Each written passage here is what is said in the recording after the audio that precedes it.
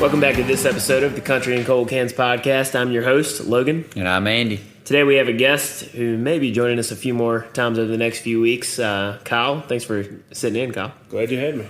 So today, we're going to be talking about an artist that we're all three fans of to varying degrees. Eric Church, in my opinion, one of the bright spots in the mainstream over the last 10 years. So I know that we all have kind of different opinions on his best records and his current output and everything, but that's the whole purpose of the podcast, for us to discuss that shit. I think a lot of the records are all going to be the same, though. Oh yeah, a lot of our favorite records, definitely. We're going to kind of get into each of our top 5 favorite songs, not necessarily in order, but not what we necessarily think, at least for me, not what I think are his best songs, but the ones that I like the most. So yeah, so I guess first let's start with Eric Church. Let's look at him through the prism of he's a mainstream artist. We know there are a lot of people out there that it doesn't matter what comes out of the mainstream, they're going to say it sucks, but that's not reality. There's good stuff in the mainstream, there's bad stuff in the independent scene. Just call a spade and kind of roll with it that way. But I think Eric Church is one of the better mainstream artists that we've been consistently putting out quality songs. Yeah, and he's also one of our home state guys, too. Yeah, shout out North Carolina. Even though he is a UNC fan, yeah. Yeah, he's a UNC fan. That sucks. Yeah, but that's pretty common in North Carolina. Not everybody can be on the right path pulling for one of the other schools. So not everybody can be smart. Yeah. He's a good songwriter, but misguided in his sports fanhood, whatever the word is for that. But he does have cool shades. Yeah. That's something that people actually criticize him for, though. A lot of the independent fans, they see it as more as just marketing and more sizzle than steak, so to speak.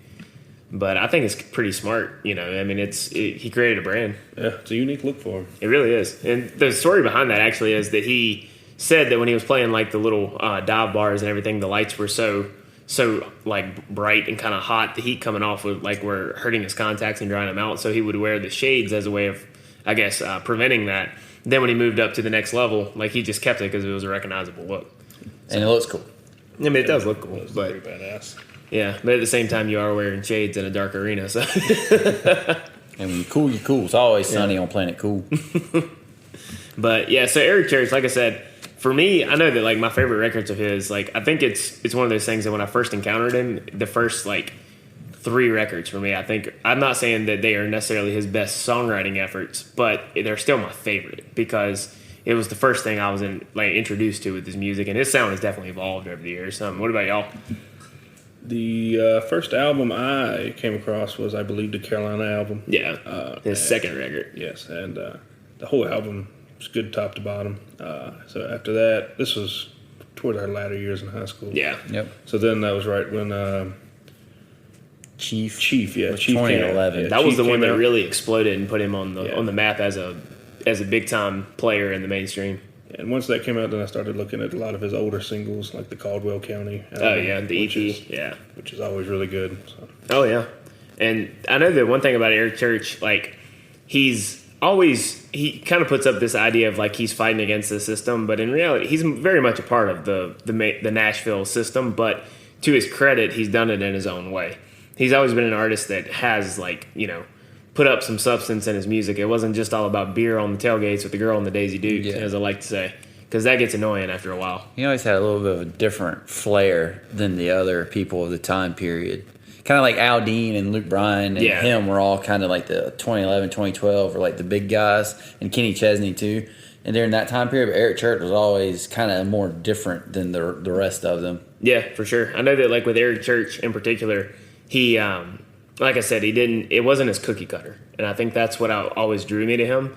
And for instance, in a lot of his songs, he's a very talented songwriter, the wordplay and a lot of it. And we'll get into that a little bit more when we talk about, we're going to talk about our favorite songs, but the wordplay in his songs, it's not something that looks like it was produced in a factory, so to speak, to put out for mass consumption. It actually seems like it was some time and effort put into the songs. It's not the same reference done over and over and over again. Don't get me wrong, there are some buzzwords he uses because, he is a mainstream artist, but it isn't just it doesn't sound like everything else on the radio. But with Eric Church, too, I think it's fair, we need to acknowledge that the beginning part of his career was definitely more rootsy and country than the latter part. But I think a lot of that is Eric Church at his core is a rock artist that's caught in modern day music, where rock as a mainstream art form doesn't really exist anymore. It exists in the independent realm, but if you want to make lots of money while putting out good songs, like there's a problem when Imagine Dragons was the Grammy Award winner for a rock album. Like a whole generation of people that listen to the radio are going to think that's their preeminent rock band, which is horseshit in my opinion. But I know Andy likes them.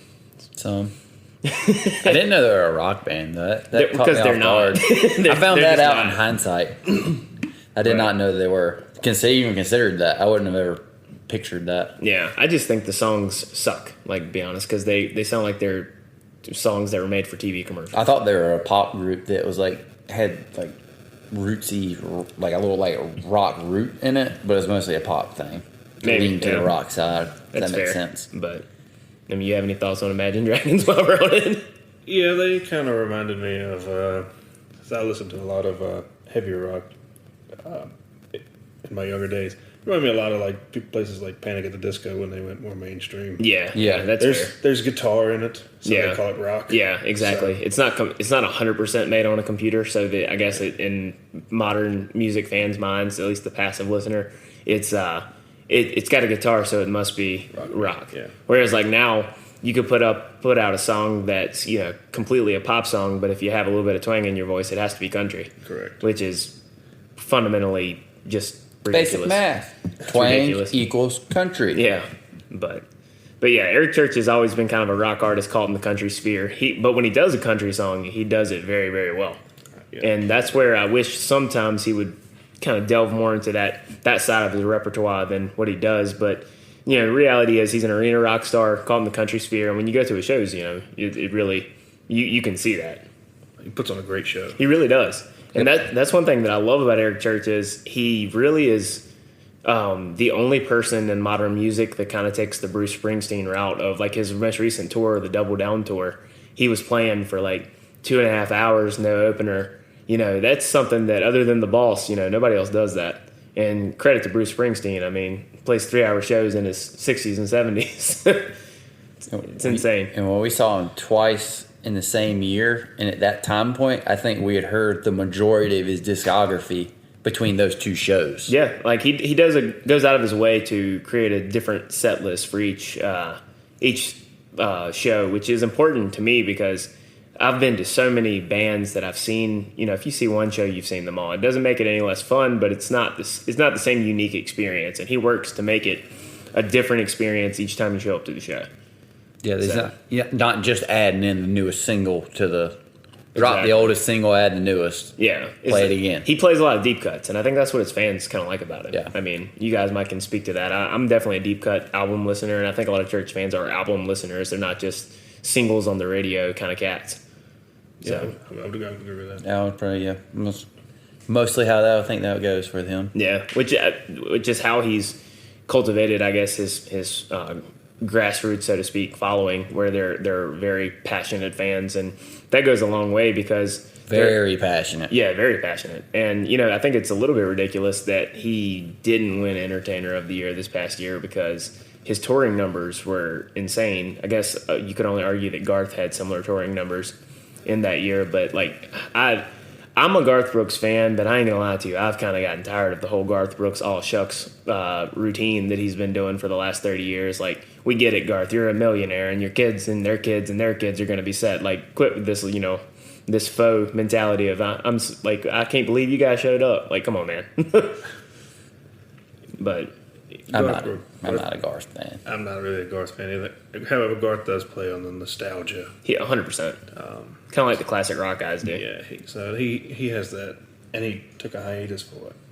Lord, he retired in 2001, came back, 5 years ago now? So 10 years. Yeah, 10, 15 years, something like that. So when you had somebody that was as big as he was, and then he takes off, that there was a demand for wanting to hear his songs again. Yeah.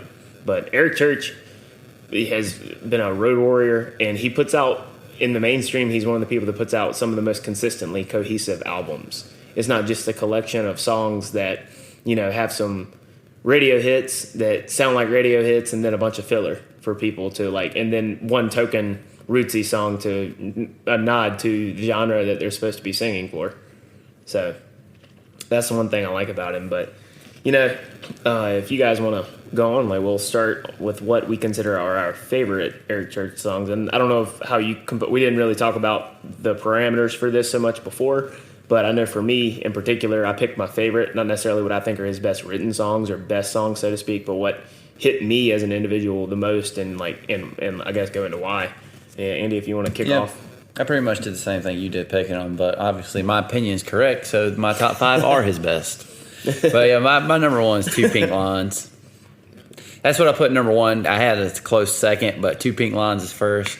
Mainly because I think it paints the perfect picture of being a young and reckless person. He paints the perfect word picture through that story of what that is like. Yeah, and that song, I like that song how it does have a narrative to it. It's not so list-like a lot of mainstream country singers do. The song is, I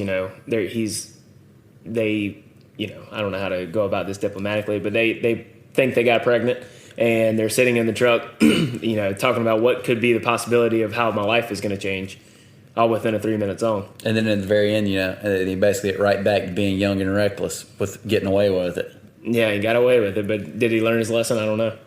I don't think so. Probably not. But my favorite song is from the Caldwell County album, which is probably Chevy Van. And I was talking to Logan before we started, and I believe it was a cover. I don't know who originally sang it, but I just like the slow strum of the guitar throughout the whole song, and I just really think it brings out his voice that a lot of his more modern songs don't. It's just a jam. It really is a jam, and yeah, you're right. It is a cover. We just looked it up. It was a song in 1973 by Sammy Johns. I believe, yeah, it was Sammy Johns was the original writer, and that sounds like a sandwich shop. Yeah, it really does, like Jimmy John's, just the knockoff Jimmy John's. But it was before they went franchise. Yeah. But yeah, Chevy Van's a great song. I mean, it just paints a good picture of picking up some young. It's very appropriate for the 1970s, honestly. Yeah, and it kind of reminds you of being in high school. Yeah, and some nostalgia factor. Yeah, going out on a date and hoping that it goes somewhere. Yeah, fair enough. So for me, my favorite song is definitely Where She Told Me to Go. And it's, as anybody that's ever read our Twitter or listened to any of our podcasts know, that I'm a big bummer jam guy. Sad songs make me happy, as BJ Barham eloquently said on his newest record. But I love it because it's a song about breaking up because you feel like you need space with your significant other. But then after you break up, you realize that things start to go downhill pretty quickly, and you realize you made a mistake, and you're missing that girl that you thought was holding you back, but in reality, she, for lack of sounding cliche here, she kind of completed him. And what I like about it is the songwriting in it. He starts off painting the picture of he's at this rundown hotel, and then the second verse, his car breaks down, and he's having to find a shade tree mechanic, as he said, to really try to find the parts so he can try to get back to maybe try to have a small glimmer of hope to win her back. But my favorite part of the song definitely is the hook, because it's a hook that I really haven't heard from too many artists in this way. Like he's saying, I guess I ended up where she told me to go, whereas when they broke up, I'm assuming she told him to go to hell, and since he let her go, his life has gone to hell. So I think that's by far probably my favorite song of his, and it's definitely a deep album cut off his first or second record. But I had another one of my favorites is actually a very close to that song, but I went with Can't Take It With You. Oh, that's a good one. Which is very close to the same storyline, but told in a totally different way, with the whole, he never realized what she brought to the table until she took the coffee table type deal. Those analogies is part of what I really like about the song. It's how the cleverness of the way he does all the analogies throughout the whole song. And he does the same thing too, basically he paints the picture too of how he's literally sitting in an empty house with no furniture, the classic guy thing, because she had all the furniture and he didn't realize what he had until she left. And he blew all his chances. Very similar to that song, just told in a different story to tell the same narrative. Because he's headed fast for Memphis with a trailer load in tow. But yeah, and it plays on that "can't take it with you," I guess, phrase that we've all heard. Typically probably from older people in our society saying, you can't take it with you when you go. Which, in the sense of dying, yeah, it's true. But this time, she literally took everything with her and left him high and dry, and probably from his own doing. But that's a good one. Like that meme you see where the guy's sitting in a lawn chair in his living room with a TV. Oh, 100%. Yeah. Oh, yeah. Didn't realize how much she actually filled out the home with the decor. With the tables. Yeah. If I had to pick a second one, it would easily be Ain't Killed Me Yet. Oh, that's a good one. Yeah. Kind of playing on, the reckless nature of being young, Yeah. But I feel like it kind of moves more into young adulthood. Yeah. Going to the doctor. Got to get off them damn cigarettes. Yeah. But saying he ain't scared because, it ain't killed him yet. Yeah, so I feel like a lot of, especially our age, 20-something guys, do some stuff that probably isn't the best for us, but hell, we're young. Yeah. That's one thing that, like, a lot of these songs that we're all saying are our favorite, like, for, like, everyone to know, like, we're all in our mid-20s-ish in that range. So we're at that weird point in life where we're still young, but we're not as young as we once were, so we're starting to mature a little bit more, but still we relate to those reckless young 20s college age songs because it was definitely a kind of a reality in some respect. We're all on the losing side of 25. Yeah, losing side of 25. But that's where Eric Church has changed in his songwriting. He's in his 40s now. He has a couple kids. Like his songwriting has definitely matured, and probably why you're gonna not hear as many of us to be saying that 3-year-old, for instance, is our favorite song, because none of us have a 3-year-old, so it doesn't hit us as hard emotionally as, say, Young and Wild or Ain't Killed Me Yet and things like that. But I know that one that I also really like, and this is just because of, like, personal, it's not necessarily his best written song, but it's a killer concert song, is These Boots. That's a jam live, and honestly it's one that I play on my own guitar all the time. And it's, it uses his boots to detail, like, the highs and lows that he's gone through wearing those boots. And it's basically just using that thing to be able to describe his experiences and things that he went through. And, with the cool thing that I guess is, like, if you've been to a church show, this. When he plays that song, half the crowd takes off one of their boots and hold it up. And it's just a cool moment to be a part of when you see it. I'm surprised it doesn't stink in the arena. Yeah, I mean, but then again, with all the beer that's there, it's probably the people aren't really their senses are not probably running on keen all cylinders. But so, what's another one for you? Another one would have been my close to a second that I really can't explain a whole lot, but Springsteen's probably a close second. Oh, get him out of here, Mr. Mainstream over here. It's one of the things I could come up with a bunch of different songs that I could explain why I like them. I can't really explain why I like Springsteen so much, but I'd be lying to myself if I didn't say it wasn't one of my favorites. I agree with you, man. Like, Springsteen is a jam. Now, go ahead. In Springsteen, it's like at the end of every verse, is that a steel guitar? I don't think so, but I'd have to go back and listen. Yeah. So the reason I'm gonna err on the side of saying no is because in Sinners Like Me and Carolina, he had some pedal steel, but Eric Church personally doesn't like pedal steel, and neither does his producer Jay Joyce. So by the time that he did Chief and moving forward, they kind of like phased it out because it's not really I personally love pedal steel, but he's not a big fan of it. So I would probably say no without really knowing.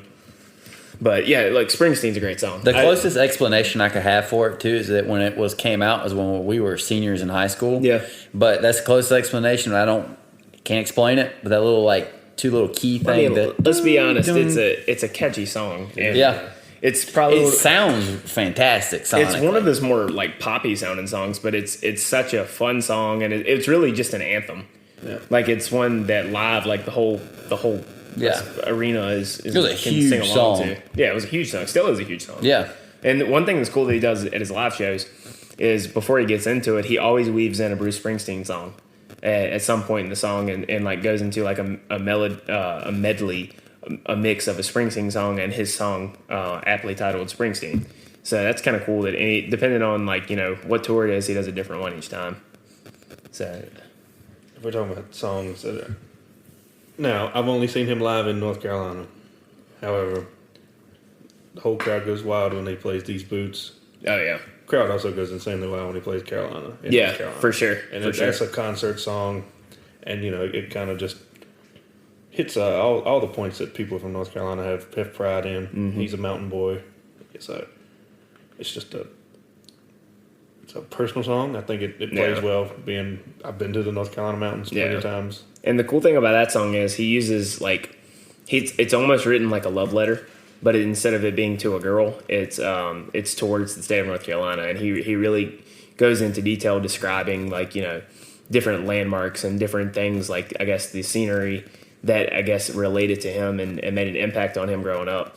And then being from North Carolina, even though we're from the eastern part of the state, it's like it really packs a punch because it really brings up memories of different things that you experience. Well, for us, it would be like the lake or things like that, because we're from around the Lake Gaston area.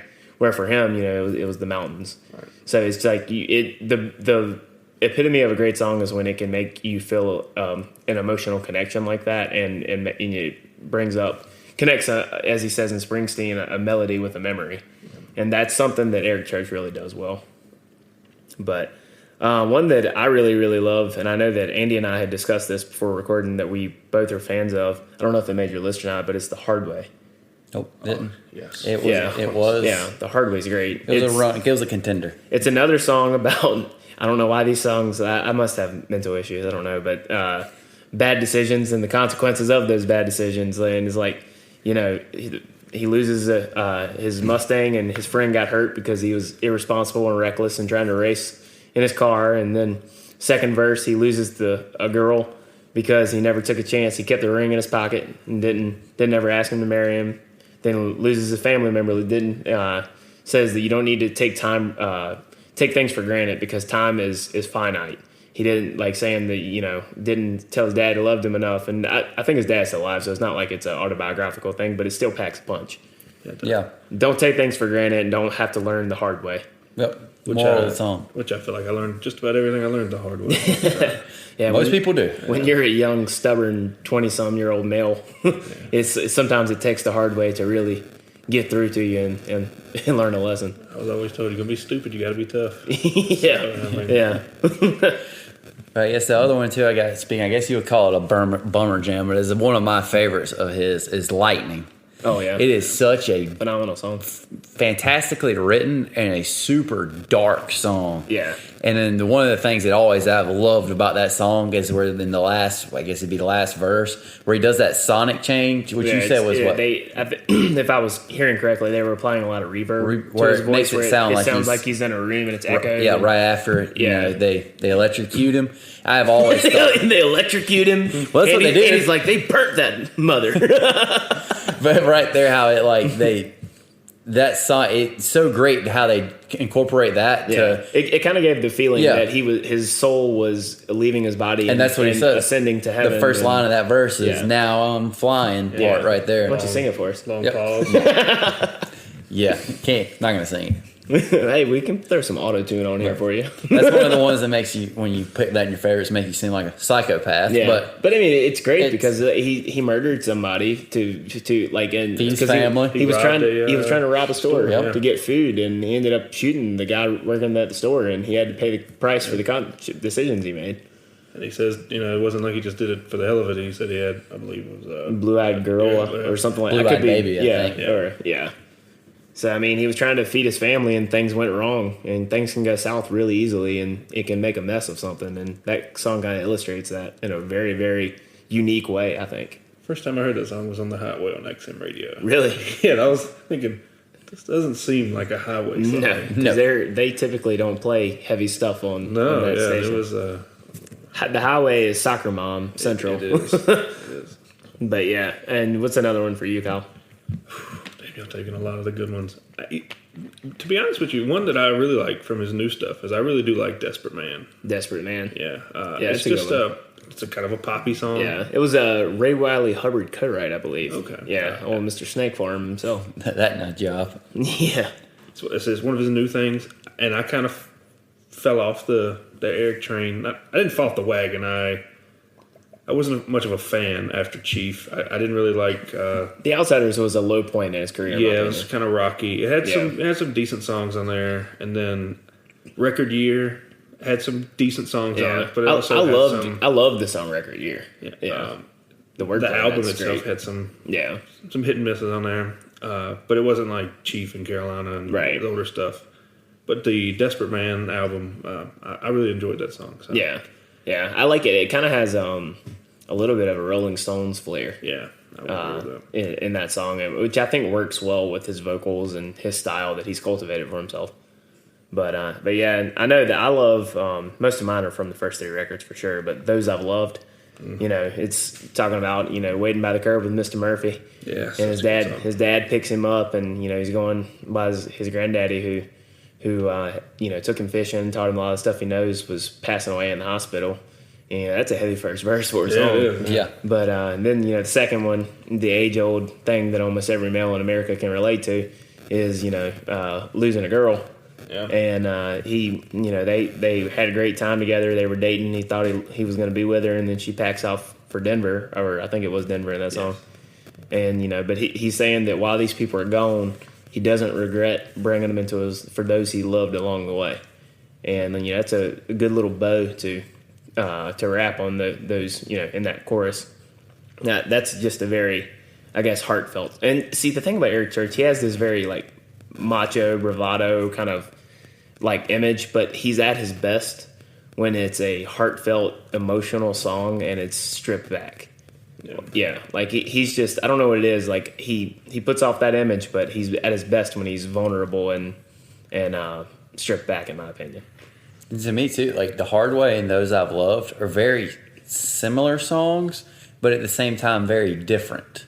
Yeah, it's the same sort of topics. Yeah, like with the girl and the family member. There's and regret and remorse in The Hard Way, where in Those I've Loved, it's I'm glad they were there, because it's a little bit more of a mature take on it. He's like, I'm glad they were there because I learned this lesson. Where The Hard Way was, I needed to learn this lesson, but I wish I didn't have to learn it that way. It's 2 ways of looking at the same viewpoint, but like the same point, but 2 views of looking at it. Right. And I believe both of the songs are on the same album as well, too. You just said it was a total circle. Well, what I'm looking at in my head is I see a circle, but I'm trying to figure out how to get to the middle point, and then I think I realized I said it backwards the first time. I was trying to make it a circle. I feel you. But my circle kept turning into a square. Yeah. But yeah, my next one is Over When It's Over. I know that's on your list, Logan's list as well. Is.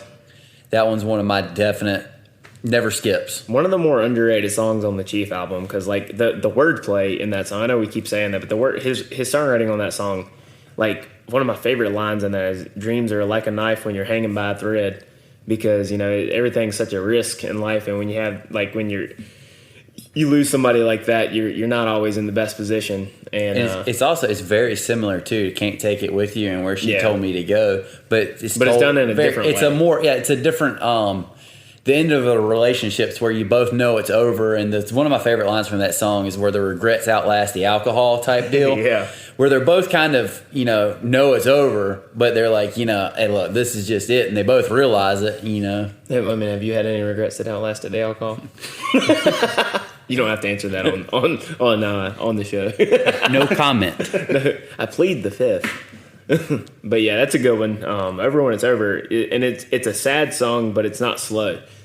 Very catchy. Yeah, that's where I really like. For instance, take old 97s. For instance, they have up tempo sad songs, and while that's more like little mid tempo, like that, when artists can do that effectively, where they can have a heavy topic and it's not just all good times and bonfires, because the 3 of us can attest from being from a rural town, life isn't one big party in a field. So it's when you can do that, but you can do it in a way that is, I guess, amenable to a wider audience with the tempo, because I have a handful of friends that won't listen to a slow plodding along song, but they miss out on a lot of good music. But it's music for them. They're not an audiophile. It's background music. So I mean, it just makes sense when you can tie in a heavy and substantive lyric with a catchy melody and a mid tempo to up tempo, time. It makes for a great song. So, you have another one, Kyle? Yes. You were talking about how y'all all like this doesn't relate to my next song, but I also think Eric Church does a really good. I call it more like an angry country song. Yeah, yeah. And he has a lot of really good, for sure, really good kind of not angry, but I don't really know the correct word to describe it. Yeah, but he's pushing a point almost. Kind of like a lot of boot. That's yeah, kinda, a lot of that's boot. pretty angry. for sure. Yeah. Aggressive, I guess, maybe. There's some rumors that song was about the Rascal Flatts, but I don't know. Oh, interesting. Yeah. I've never heard that one. Because he got kicked off their tour, and Taylor Swift took his place, and then next thing you know, the rest is history. So my next song that I do always like is His Kind of Money. Oh yeah. Yeah. That is a really good song. It's a really good song. Another one off his first couple of records that we're talking about. There's a trend here. Yeah, I don't really have a reason to like it. It's just a good song to go through. That's kind of how I am about what I Almost Was. Yes. Because like there was a verse in that is, I do know he said that was a true story, where he could have had a country club suit and tie man is what he could have been, the corner office working for his then girlfriend or fiance's daddy, answering her and him. Yeah. So instead he packed up his stuff 4 a.m. and decided to pursue music, because I do know he broke up with a young lady who could have offered that country club lifestyle, but he didn't want it because he had a bigger dream. And again, dreams are like a knife when you're hanging by a thread. So he cut ties with her, bring it full circle there. Cut ties with her and moved on to Nashville. And now Eric Church is one of the biggest names in country music. So and insanely wealthy. Yeah, insanely wealthy. And he already came from a relatively affluent background, but now he's just like another level of wealth. Another wealth. Yeah, but. Those were probably, we covered most of the 5 I had, but I mean, if we want to talk about some others, we definitely can. We could probably keep going on forever. We probably could until we name like every song. We've done that before. I called Andy out one time. We were reviewing a Dalton Domino record, and I was like, let's talk about the highlights of the record. And Andy named like 7 of the 10 songs, and I was like, everything can't be a highlight. If everything's a highlight, then by definition, there is no highlight. We would literally, if we sat here, we would name all songs off of the first 3 albums. Yeah. And then probably call it a day. I don't think he had a bad song until The Outsiders. Yeah, that was where, like, there were some definitely skippable moments on those records, but The Outsiders was, like I said, it wasn't a bad record, especially when you compare him to his peers in the mainstream, but it was a low point for Eric Church, just because I wasn't really picking up what he was putting down in the creative direction he chose to go in. Whereas, like, I think that the record after that, I think it was Mr. Misunderstood, definitely was a step in the right direction for him, both sonically and creatively. It was one of the other things I told you earlier. Is it like some of his songs too that they're really good, but they're not something you want to listen to very frequently. Right. Like I said, like Keep On is a definite song that I really like by him, but if you hear it so many times within a certain proximity, you're not gonna really want to hear that over and over and over again. Right. Whereas some of the other ones, they're a definite never skip. Period. That's a never skip. For a while, unless it gets too frequent, then it's a skip. And there are very few songs in my life that I never hit the skip button. Yeah. Everybody's going to have that. Yeah. But I know that, like, with Eric Church, probably, I would say that on his out, I think, in my opinion, his newer stuff, I think that he is his songwriting prowess has gotten better. I think he's a better songwriter now, but it's not always as relatable to me in my current situation at 26 years old and, no wife or kids as it would be, 10 to 15 years down the road from now. I think at times that his first 3 albums, like you were saying too, it was a little bit more like maybe less eloquently written, but still very well written. But the less eloquent, more of the country boy type verbiage, I guess, which you would say, if that's what if you're picking up what I'm putting down. Smell what you're stepping in. Yeah, smell what the rock is cooking. How many more cliches can we fit in before we make the next point? Yeah, I'm done too. But yeah, I mean, I can agree with that. Like his newer stuff, I do think like I said, his songwriting is better. But it's like you said, it's a little bit more rock and roll. He does have some like moments of nostalgic songs that work, like with Hippie Radio, and then another song that I guess relates more when you have kids, because you're thinking more about your children rather than yourself, and that's like Monsters. Yeah. Because that's a great song where he's talking about now falling on my knees is my new turning on the light.